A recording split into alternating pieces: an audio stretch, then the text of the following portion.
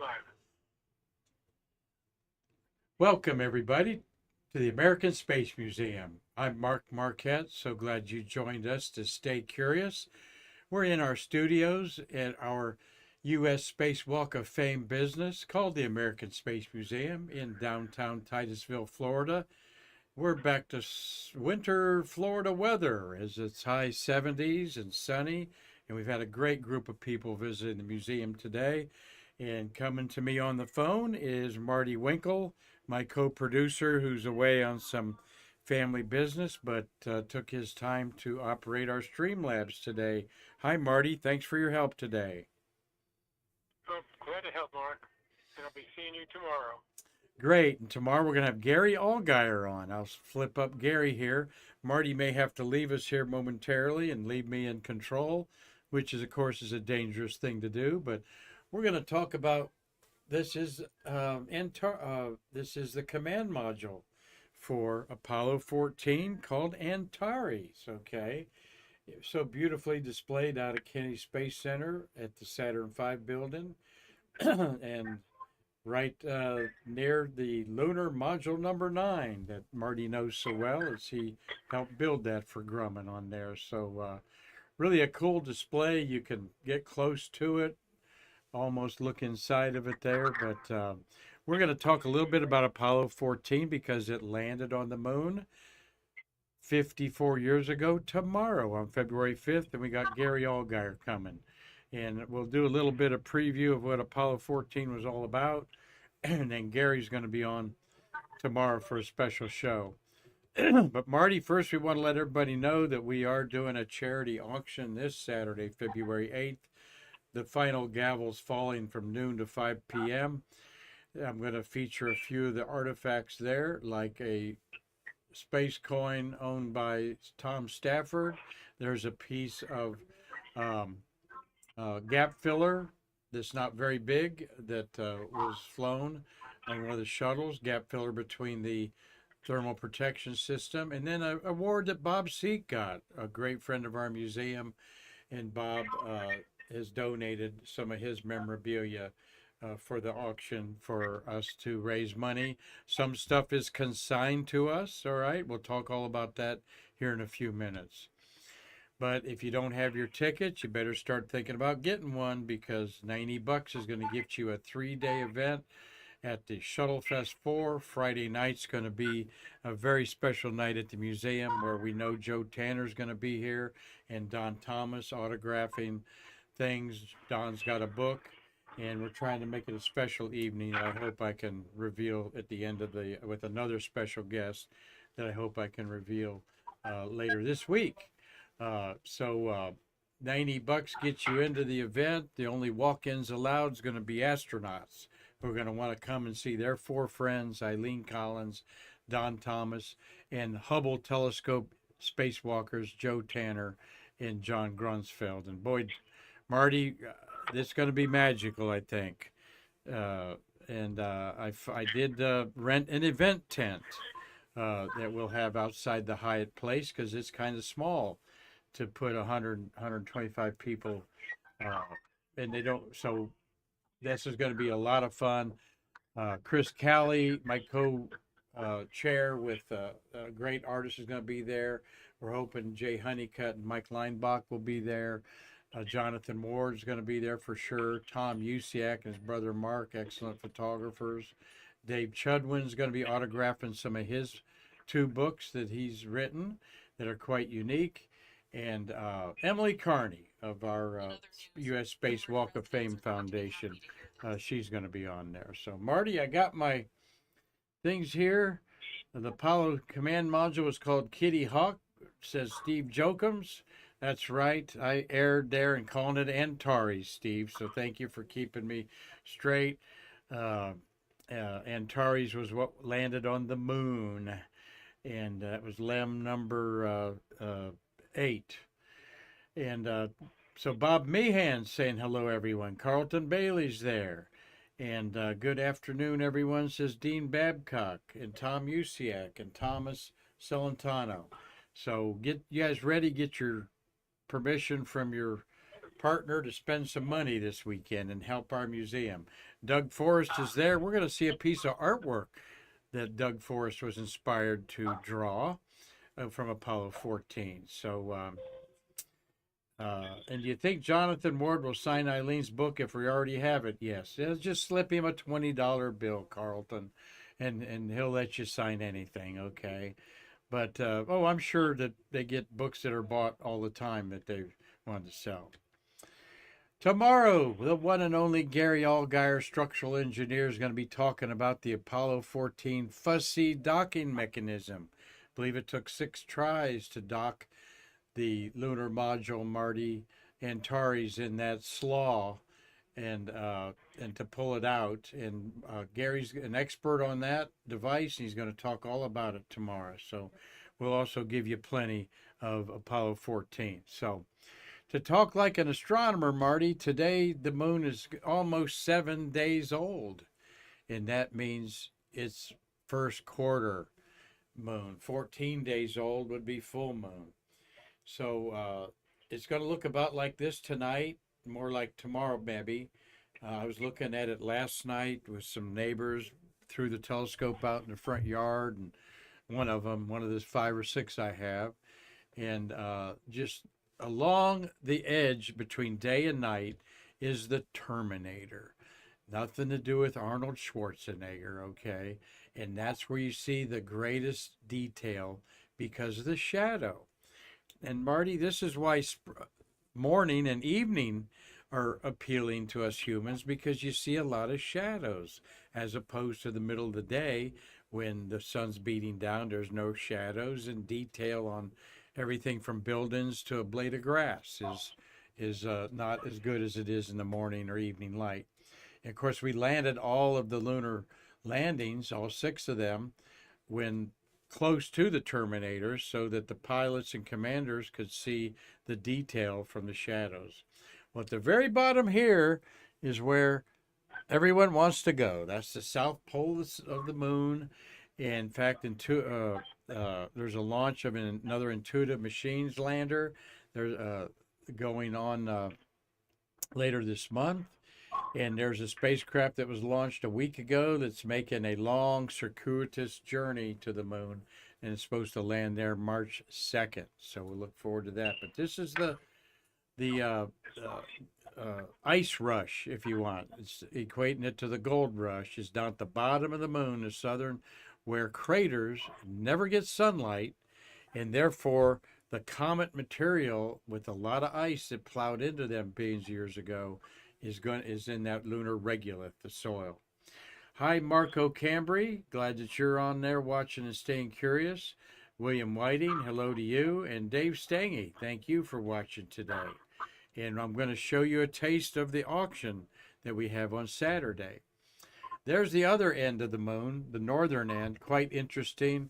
You can see cutting through the mountain, the Apennine Mountains they call them, is the is the Alpine Valley. You see a little gash there.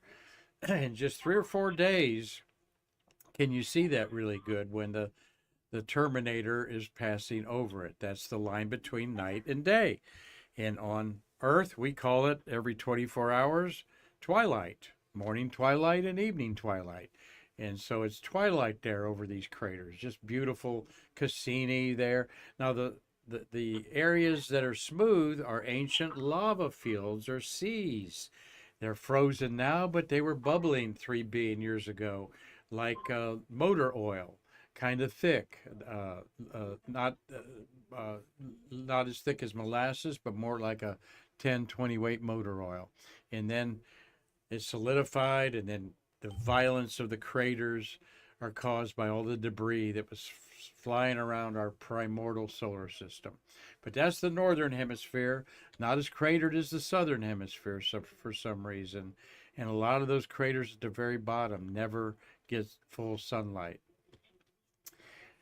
When you look at the moon later this month, or later this week, as it gets, of course, I'd say about, this is Tuesday, so about Friday, you'll be able to see that red circle is where Apollo 14 landed.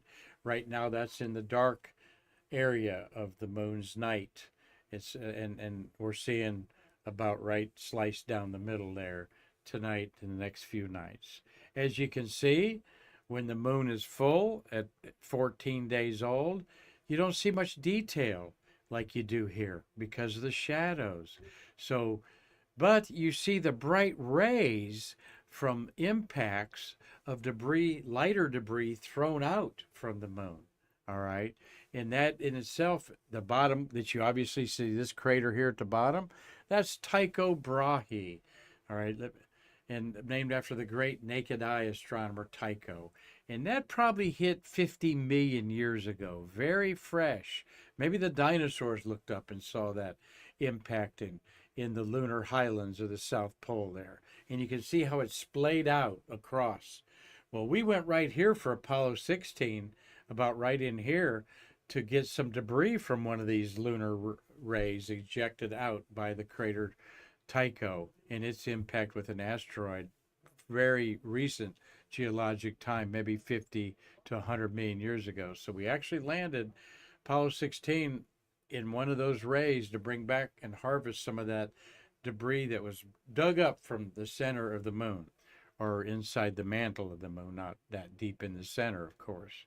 And we found a different things scientifically, that being that this area was rich in iron and magnesium and aluminum, area things that we can use on to make things out of.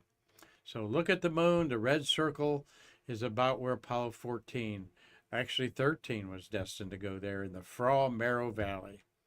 There's our Apollo 14 astronauts that are just about to orbit the moon. They were 54 years ago. They were launched on January 31st. Marty, are you still there? And he's not. So, I'm here. oh, okay. All right. I didn't, but Marty, this was an important mission to restore the faith in NASA after the Apollo 13 near disaster, which is one of NASA's greatest moments, bringing the three Apollo 13 astronauts home. This crew of left to right, there is Stu Rosa, all right, with the red hair. He was the command module pilot. All right, the third astronaut to experience such loneliness, 240,000 miles away from home, as he was orbiting the mothership Kitty Hawk. Aboard Kitty Hawk were several hundred seeds from trees that were brought back to Earth and planet, the so-called moon trees scattered around America. Maybe your park or science facility has one of those moon trees there. Shout out to me if they do. I'll bet Mitch Rothman, Man Space, sending me greetings from Central Florida, has seen a moon tree or two. In the middle, of course, is America's first astronaut in space. Alan Shepard did a suborbital flight. It was no Blue Origin 50, 60 miles. He went up about 115 miles on his 15-minute flight. And he became a Karmanaut then, but then he did orbit the Earth and go to the moon, and the only Mercury astronaut to walk on the moon of my 7 favorite heroes. And I would have given John Glenn the first nod of that, or maybe Gordon Cooper, but Alan Shepard got that and was the only one working for NASA at the time, so to speak. And we're going to talk a lot about Alan Shepard maybe tomorrow. I have met his daughter, Laura Shepard Churchley, at many events on the Space Coast. She is a wonderful ambassador for her husband, a daughter that just loved her husband. I think he had 3 daughters. He did have 3 daughters. That's why she thinks he took a sleeve of 3 golf balls to the moon that everybody wants to talk about. History books tell of Antares tilted slightly on the surface. The surprise at the undulating ground at Fra Mauro that was hard to walk in, and the first wheeled lunar cart to go with equipment on the surface. And they spent nearly 5 hours, 2 nearly 5-hour moonwalks that accomplished their simple tasks, okay? But what everybody wants to talk about are the golf balls that Shepard hit on the moon. And we'll look at that here in just a second. Here's the There's the three guys. I want to say that's on the after coming back, but I'm not going to fess up to that.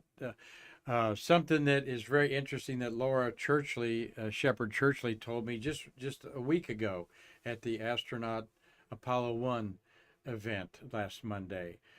She said that there's a documentary out called the Barber and the Golf Ball, and supposedly Al Shepard gave a golf ball he took to the moon to his barber Carlos in Houston. And when she and I talked about that story, she said my dad was so peculiar in that that was the first thing he wanted to do when he came back to Earth. And after the quarantine that they were in, because they were in that 28-day quarantine, first thing he wanted to do was go see Carlos and get a haircut. All right. He didn't want a steak dinner. He didn't want a milkshake. He didn't want to go hug his wife or his kids. He loved looking sharp in public, as a lot of Navy guys do, Marty. And he wanted to get his hair cut before he was seen in public after coming out of quarantine. So, and Ed Mitchell was great, a friend of our museum before he died. All three of them have passed away. But Ed Mitchell helped raise a lot of money for our American Space Museum and the Space View Park back in the day. There is Antares Mark, tilted. Yeah, Marty. yeah, go back to the picture. I'm almost certain that not after they came back, they're wearing white coveralls and booties. So they're apparently going into one of the vehicles. Okay, yeah, that Probably looks like the in sim out at the flight crew training building or something. Yeah. Good, Marty. Good eye. Yeah, they're getting ready to do a training session there in one of the simulators, most likely. So I rarely see an astronaut, though, in that kind of garb, Marty. But yeah, you're right. They'd had different shoes on if they were going on that was on the aircraft carrier, and it's inside a building. That's why I yeah, kind they of. wear that garb. What? They wear that garb if they're going in, they wear that garb, if you will, when they go inside the command module or the lunar module, if it's not in the altitude chamber. Okay. Well, you would certainly That's know, standard. having worked on that. Excellent, Marty. Thanks for chiming in. Of course, people wanted to talk a lot about Edgar Mitchell performing with Earth participants a series of extrasensory perception experiments without NASA's knowledge. That's ESP. He came back to Earth and formed the Noetic Institute for Paranormal Activities. Thoroughly believed aliens were uh, somewhat familiar with Earth in some ways, and he was openly talking about that, Marty. I don't know if you ever heard him talking about that. Anyway, very interesting person I never met. And we have a short YouTube with Edgar Mitchell talking about the lunar Bibles that were sent to a microfiche, a photograph put on a plastic microfilm of the whole Bible on about, I don't know, a little quarter-inch piece of plastic. So, very interesting man. Here is Antares, somewhat tilted as you see there. All of the lunar modules, quite frankly, were lucky not to have a pad in a crater, weren't they, Marty? They were always pretty close to one, 15 particularly, right? Yeah, that's correct, Mark. Yes. That what? I'm agreeing with you. Oh, yeah, okay. He's agreeing with me. Great, yeah. Okay, all three of these astronauts have died, but their legacy live on. Of course, that bottom descent stage is still there on Framero. We're waiting for someone to go up and snap a selfie in front of it 100 years from now on an expedition tour. We do hope that they keep a reasonable distance from these things and nobody 100 years from now goes like pirates and brings them back, but you never know. And there's Kitty Hawk, all right, named after the site in North Carolina, the first. Now, tell me North or South Carolina. I keep forgetting. But I think it's North Carolina is where Kitty Hawk is. And we'll say the Carolinas until Steve Jokums straightens me up there. Cliff Watson, good morning to you in Australia. And Radio 2 is chiming in there. We appreciate all you newbies coming to us. We're a very serious space site if you've never been to us before. and you're going to learn some things. We have a lot of fun, but we also have a lot of experts talking about the going to the moon and building the International Space Station. Mitch Rothman at Man Space says that he has seen at Tulsa Air and Space Museum the moon tree planted by Rosemary Rosa, Stu's wife. He saw that a couple years ago. And thank you, Steve. I thought it was North Carolina myself there, and I enjoyed talking to you yesterday, Steve. He's already sending us and sent us already stuff for Shuttle Fest that we're so grateful for. Love seeing pictures like this of astronauts training out at Kennedy Space Center. That is Alan Shepard and Edgar Mitchell. And do you notice something else in that picture, Marty? In the foreground, my friend. Below Edgar Mitchell's. Oh, that's Stu's daughter. He's correcting me. Stu's daughter, Rosemary Rosa. He saw a tree out there. In Carlton, on the Outer Banks of North Carolina, he spent many summers there. All right, he said. And but that's an armadillo in the foreground, fans. You see that armadillo below Edgar Mitchell there? Alan Shepard had a very nice handwriting there. You would identify them because for the first time, Alan Shepard had stripes on the commander's spacesuit. They couldn't tell on 11 and 12 by the pictures who was who unless they asked who took them. No, in 11 they knew because Neil had the camera 90% of the time. This is Carlton's. Yes, I thought this was your picture that I took, buddy. Carlton got that signed in person when he met both of them. What a keepsake that is, Carlton. Not only are they training for a lunar mission, but there's an armadillo out there. And that just shows you how frequently armadillos were. So what a cool picture to take there. Let's see. The astronauts brought back 94 pounds of rocks and samples. Most of the samples were 4 to 4.3 billion years old, much older than the lava basalts that were brought back at the flat landing places of Apollo 11 and 12. They were almost 1 billion to half a billion years older, the rocks brought back by Apollo 14. And I love talking with Laura Shepard Churchley the other day because I said what I like bragging about on our humble little show is that your dad landed the most accurate by far of any of the 6 landings. He was with 200 feet of the bullseye, all right, where the next one, Apollo 12, was about 600 feet away. And he also, the command module behind me here, Kitty Hawk, splashed down at the closest any of the Apollo landings to its aircraft carrier, I think about a half a mile away. And she said, of course, Laura Shepard said, smiling about her dad, that was Daddy. He was always on point, always on time, always hitting the mark. And we'll have, she said that she'll come on the show, Marty, someday. She knows about us.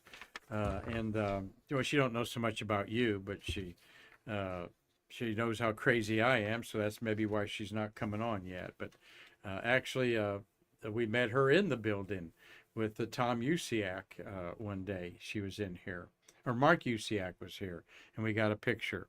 And everybody outside the outstanding science, they had trouble getting to Cone Crater because it was like going through snow drifts. All right, trudging through like a 2-foot snow drift. Those of you up in Michigan can relate to that. It's hard. And so they wore out. They didn't get to the edge of the crater. They were about 60 feet away, though. And but everybody wants to talk about the golf balls that were hit by Mr. Avid Golfer. And there is, as promised, Doug Forrest's beautiful rendition of a golf shot on the moon on Apollo 14 by Alan Shepard. And you can go to I'm trying to think of your website there. Shoot me your website, Doug, so I can tell people to go to Apollo something. And he is particularly uh, not obsessed, but focuses on Apollo missions. He's talked to astronauts about how they did this, what it looked like, and so forth, like that. So, Doug Forrest with two R's. What an outstanding perspective uh, with the Antares in the background, the American flag. He particularly does black and white, and you can own that going to Doug Forrest, the artist's website that he's going to share with me here. So, hope you enjoyed looking back 54 years ago as Apollo 14 was orbiting the moon, preparing to land on the moon on February 5th.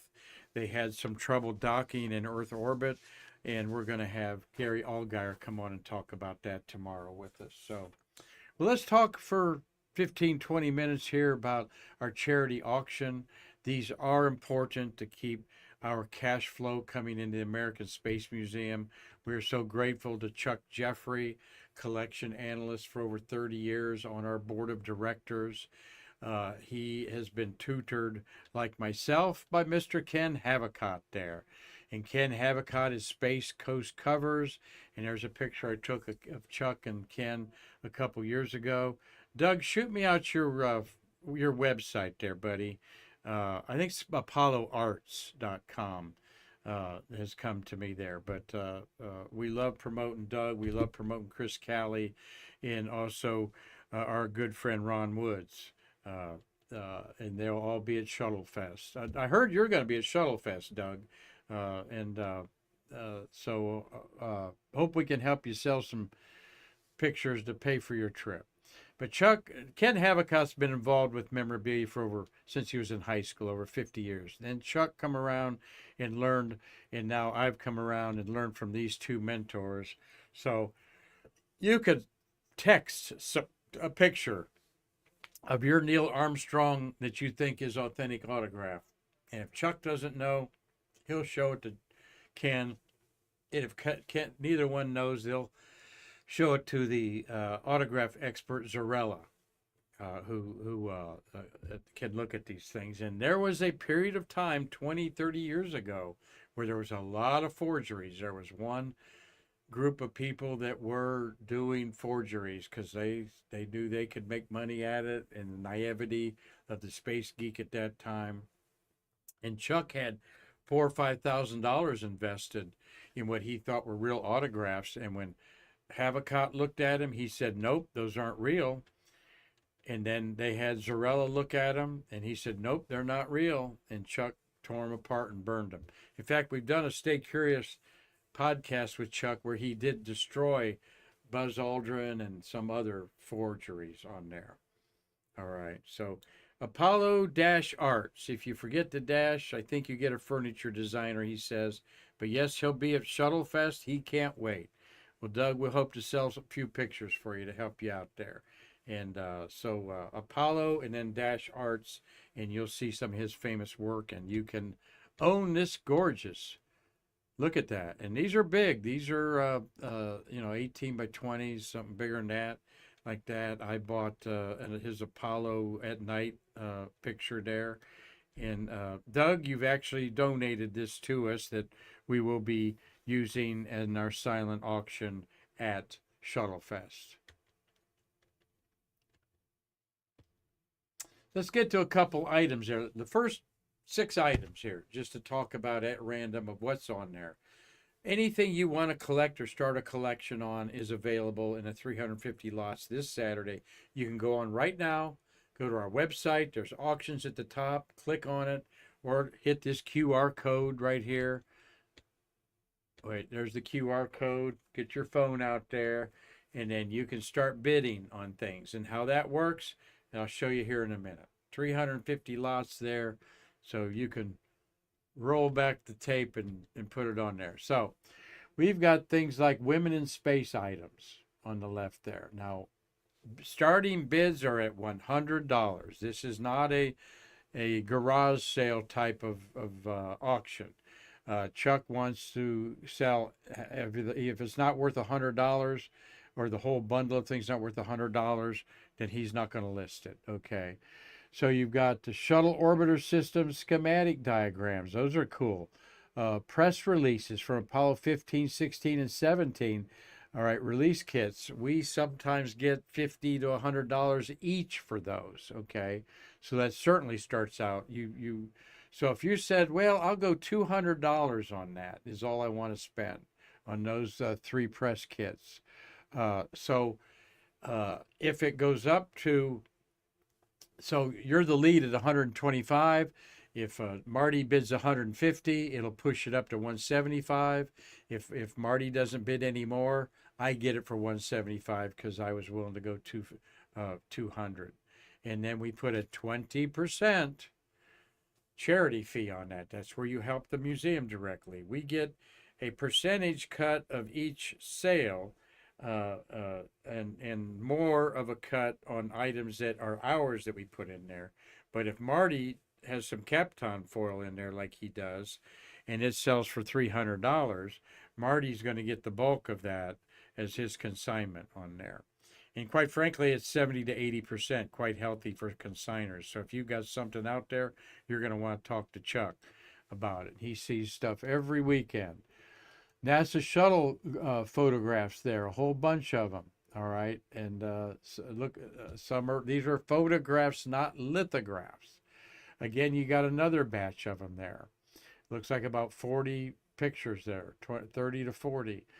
Gunter Vent's personal items, all right? These come up from space workers a lot, as well as VIPs and well-known legends like Gunter Vent, the pad leader, who was the last person that they saw until the shuttle era, getting into their Mercury, Gemini, or Apollo spacecraft. Some people love collecting press vehicle passes, all right, or press passes, or permits, and get as many as they can. And if they miss one, there we're going for it there. What's behind me there as I make that smaller? Don't know. That's some papers,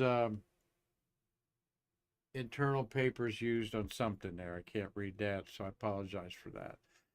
Or we also have a lot of, there is a Gemini 6-7 Atlantic Recovery Force Operations Manual. That should go to $300 to $400, easy.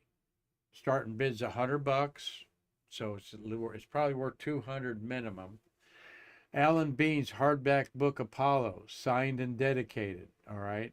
Now, if it's not dedicated to you, it's worth a little bit less money, unless he's dedicated to someone named Mark.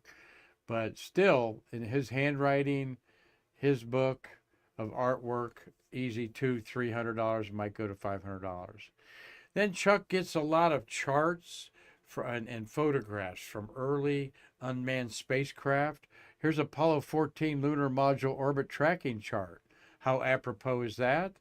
These are not signed by anybody, but still, this is the lunar path that Kitty Hawk took, all right, on its orbits. And I don't know how many orbits it did, probably it's about 2 hours to orbit the moon. So you've got probably 20 orbits a day type of thing. Apollo 15 moon flight chart. Lunar photographs of the lunar orbiters. There were 5 lunar orbiters that orbited the moon, doing the reconnaissance for where we're going to land. So these come up and they are on a Kodak paper, which means that they were printed out of Kennedy Space Center, NASA labs, okay? And that provenance of the A Kodak paper that you see as a watermark on the back makes it period. You can tell it was from the 1960s, okay? As well as the NASA photographs over my shoulder that are more accurate landing charts. And one other final one to show you here is what we've showed you earlier. Tom Stafford signed an Apollo Soyuz Test Project Award. All right, should go for $300-400, maybe $500. You got a Space Shuttle Thermal Protection Gap Filler, Bob Seeks Flown Pin Award, okay, from STS-28. There's more lunar mosaics there. I'm going to highlight more of these on Thursday and Friday. Original NASA shuttle photographs. Look at that whole bunch of them there. Uh, and slides from STS-60. Those are Kodachrome slides that they shot in space. So you can own that. If you want to give $300, put 300 in there. Maybe you only go for 225. Astronaut Mike Baker's Soyuz prime and backup crew signed photographs. Mike's a friend of our museum. He was the NASA VIP in charge of Baikonur and Star City in Russia when we were launching astronauts like Katie Coleman and Ron Garan to the International Space Station via a trip on the cramped three-man Soyuz spacecraft. And Mike was in charge over there for a couple years. We've had dinners with Mike. He's a good friend of ours, and so he has got this collection. And they would get together with all the city officials at Baikonur or Star City, the mayor, the police chief, and all that. So quite extensive collection he has there on that. So, and then more Lunar Orbiter 3 photographs.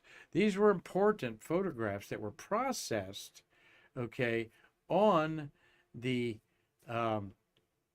spacecraft and then beamed back to us like a fax machine. All right, so these are incredible to own and look at. And if you're an amateur astronomer like me, and I was looking at the telescope through a telescope last night at such craters as Autoclice and Katrina and such like that. Well, I could see them close up on these lunar orbiter photographs in books, and then you can own one yourself, and they look beautiful.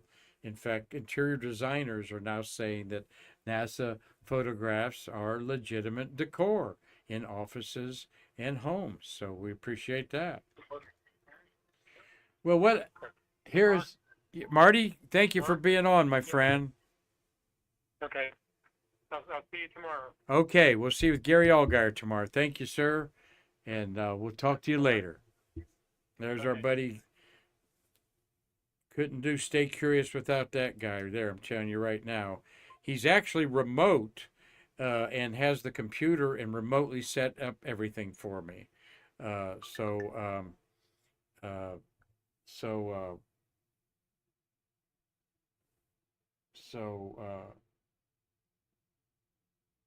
let me. All right. Thank you, Marty, for everything you've done there. He's gone an 8x10. Now, there's a lot of details about these, so I pulled one up. Look at this. That could go for as much as $1,000. Okay, the starting bid's already at $300. Chuck estimates the high is $1,500, but it's going to go for $800.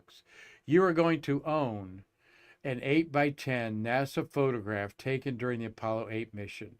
The photo shows the view of the Earth rising over the horizon of the moon from the window of the Command Service Module, the Command Service Module is Apollo 8.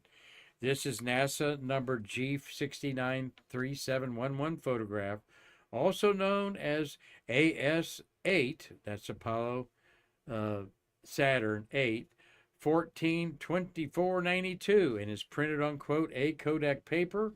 Also included is a 4x5 color transparency of the same view of the Earth. It is accompanied by the original NASA issue descriptive sheet. Both are in very good condition with light surface wear, edge toning to the photograph. Some dark spots can be seen on the photograph, which occurred during the photographic processing.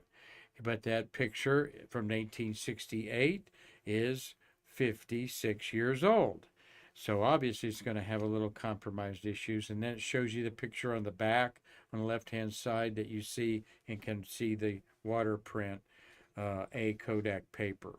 So the auction is Saturday. The final gavel goes down at 12 o'clock. If you'd like to own this for $1,000, all right, and the gavel only gets up to $800. At that stage, it goes at I think $50 increments, 8, then 850, then 9. So you would get it for whatever, up to $1,000 on there. So this is quite rare to have the uh, we call them chromes in the business, the slide, that big of a slide, also 4x5 color transparency. This was not taken, this was shot off of the original film, I believe, is what they did on that case. So, all right. As we're talking about Apollo 14 orbiting the moon, Mitch Rothman says it orbited 34 times in a day and a half. That's something like. Nick Sedler, thank you. The auctions are always awesome. And if you're a little light in the wallet, don't worry. You can watch it, okay? And it's fun to watch. It's an educational thing to watch. And then you might get in a bidding war on this item here where somebody just has to have it, okay, to complete their collection. They maybe have a moon and the numbers, the NASA numbers, red numbered lettered numbers on there, mean that they are a VIP print. These are the first prints out. These are given to people like Chris Kraft and our good friend Jay Honeycutt, who worked at Johnson Space Center at this time as a SIMS operator. These are given to the executives, and trickled down to the secretarial pool as something special. And the media also were given numbered letters there on there. So they are above the cut. Now you'll sometimes see Apollo 11 pictures reprinted of like the visor shot of Buzz Aldrin. That's what we call the most famous picture probably ever taken. Buzz Aldrin on the moon with Neil and the lunar module in the visor. We've seen the visor shot with a NASA worm logo on it. Yes, at the 20th anniversary and 25th anniversary, they printed extra sets of these as legacy, but that NASA worm didn't come around until 1975. So you know that wasn't a print from 1969. Excuse me. Let me randomly start talking about astronomy. Caution is what this mug says. Thank you. Well, thank you all for watching today.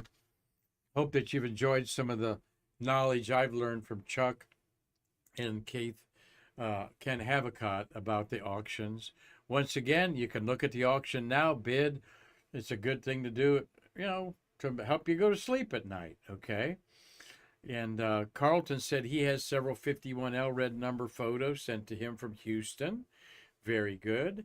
And once again, we thank Doug Forrest for letting us share his beautiful artwork at Apollo-Arts to find him there. So thank you, everybody. Let me go out here. I don't have Marty to say goodbye to, but I do know how to go off here by hitting a couple buttons here on here.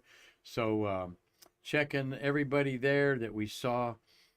I give a shout out to there. Yes, we'll talk with Gary Allgaier tomorrow. Let's put old Gary up there. There he is. Gary Allgaier is going to be on the show. You know Gary. He has done some fascinating programs. He's worked up one on the fussy docking mechanism that he knows all the details about as a structural engineer. And then he's working up a show on Apollo 13 that he says you will hear things about Apollo 13 that you have never heard anywhere else. All right. He's done that to us he also took on the Apollo hoaxers as outlining his job. And I'm not going to say it was boring, but he outlined his job to an extent that you're saying, why would anybody want to be going through this if the moon landings were a hoax? And of course they weren't.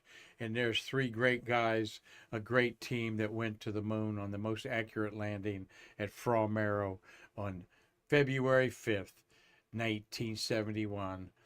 Alan Shepard and Ed Mitchell landing like 200 feet away from their target with Stu Rosa orbiting overhead. So we'll be remembering them tomorrow on Stay Curious with Marty in the building here running our Streamlabs production. So until tomorrow, I'm Mark Marquette saying thank you for watching. Thank you for telling your friends to like, share, and do whatever they can to get more viewers on our YouTube channel. We've got over 900 episodes of Stay Curious there, and another 200, 300 or so on YouTube before we qualified. I mean, on Facebook before we qualified for YouTube. So until tomorrow, I'm Mark Marquez saying I can't wait to see you again to bridge the space between us.